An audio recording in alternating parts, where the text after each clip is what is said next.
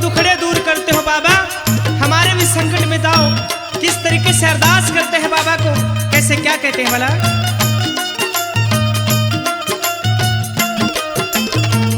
हो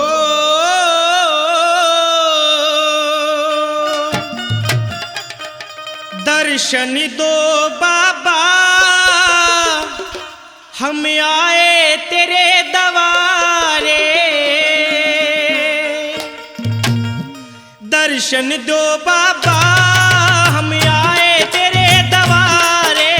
दर्शन दो बाबा, हम आए तेरे दवारे।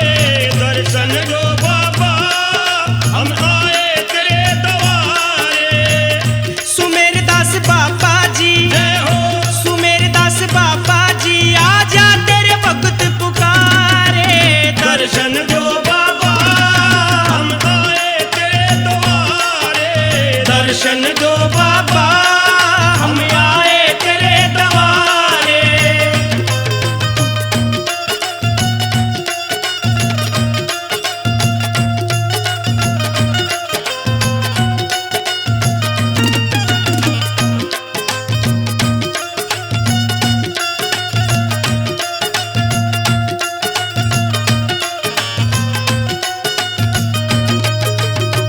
भगता ने बुलाया बाबा, कर ले न ख्याल हो।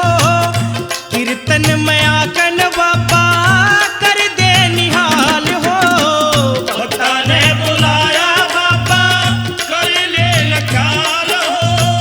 कीर्तन में आके बाबा, कर दे निहाल हो। के कर माला माल हो, के कर माला माल हो, हम लाव तेरे जयकारे। दर्शन दो बाबा, हम आए तेरे दवारे। दर्शन दो बाबा, हम आए तेरे दवारे।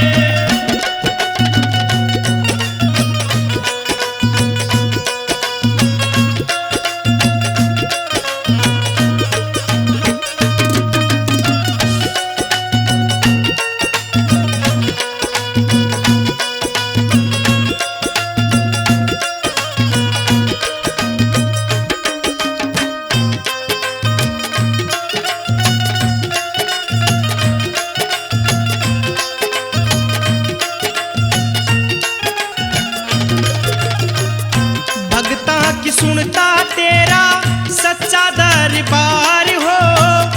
दुखिया के कष्ट मिटाता, ना करता इनकार हो। भगता की सुनता तेरा सच्चा दरबार हो। दुखिया के कष्ट में डाला, न कोई इनकार हो। के डूब मझधार हो, के डूब मझधार हो, एक तू ही पार उतारे। दर्शन दो बाबा, हम आए तेरे दवारे। दर्शन दो बाबा, हम आए तेरे दवारे।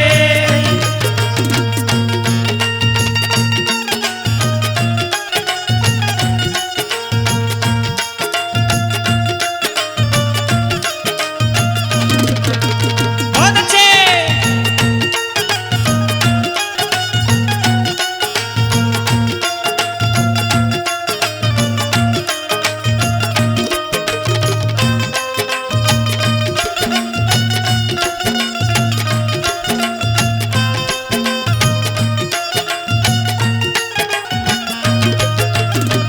मनोकामना पूरी कर दे, जो श्रद्धा लेकर आवे। आए मंगलवार तेरे दर प्रसाद चढ़ावे। मनोकामना पूरी कर दे, जो श्रद्धा लेकर आवे। आए मंगलवार तेरे दर प्रसाद चढ़ावे। के बिगड़ी बनावे हो, के बिगड़ी बनावे हो, भगता के काज सवारे। दर्शन दो बाबा, हम आए तेरे दवारे।